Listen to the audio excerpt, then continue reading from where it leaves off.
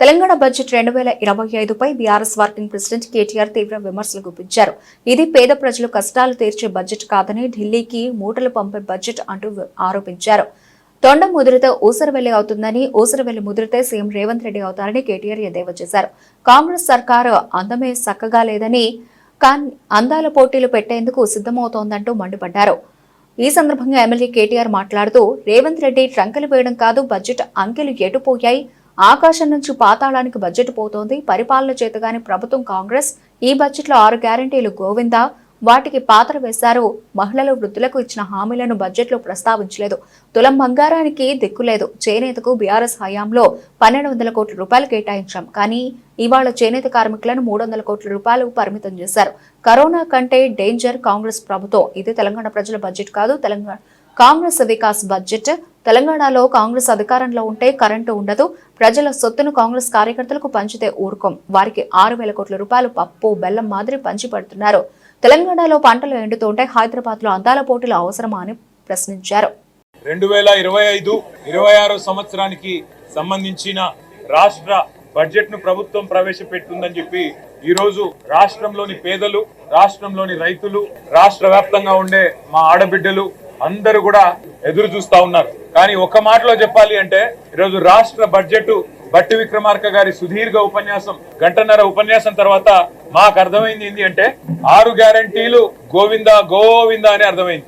6 గ్యారంటీలు మర్చిపోయినారు, తిలోదకాలు ఇచ్చినారు.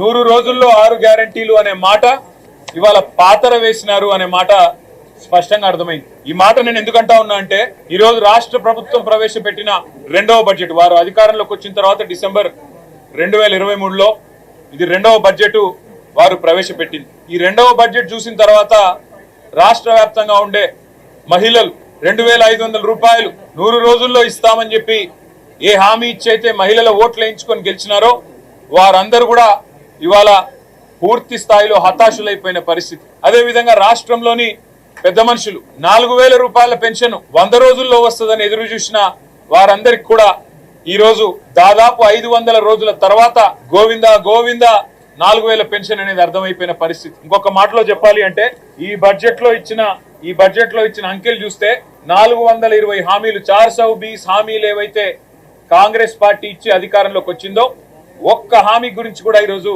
ప్రస్తావించలేదు. 6 గ్యారంటీలు 100 రోజులు అని సొల్లు పురాణం చెప్పి అఫిడవిట్లు రాసి ఇదే బట్టి విక్రమార్క గారు అఫిడవిట్ ను తీసుకుపోయి దేవుని ముంగట పెట్టి ఆ అఫిడవిట్ మాకు భగవద్గీతతో సమానం అని బిల్డప్లు ఇచ్చి ఓట్లు వేయించుకొని అబద్ధాలతో ఏదైతే గెలిచొచ్చినారో ఇవాళ దానికి పాతర వేసినారు. 40% సమయం ఈ బడ్జెట్ తో ఒడిసిపోయింది. 40% ఎందుకంటున్నా అంటే ఏ ప్రభుత్వానికైనా 5 సంవత్సరాల పదవీ కాలం ఉంటుంది, 5 బడ్జెట్లు ప్రవేశపెట్టే అవకాశం ఉంటుంది. కాకపోతే ఆఖరి బడ్జెట్ ఎన్నికల సంవత్సరం బడ్జెట్ కాబట్టి పూర్తిగా అమలు కాదు. మరి ఈ ప్రభుత్వం 2 బడ్జెట్లు అయిపోయినాయి అంటే దాదాపు 40-50% వీళ్ళ ఎజెండా నెరవేర్చడానికి కావలసిన ఆర్థిక సంపత్తి ఏదైతే ఉంటుందో ఈ బడ్జెట్ ద్వారా వారు చెప్పేది మరి పూర్తి చేసేది ఉండే. కానీ ఒక్కటంటే ఒక్క హామీ, తులం బంగారం దిక్కులేదు, నెలకు 2,500 మహాలక్ష్మి దిక్కులేదు, అదేవిధంగా నెలకు 4,000 రూపాయలు ఇస్తానన్న మాటకు ఇవాళ పాత్ర వేసినారు.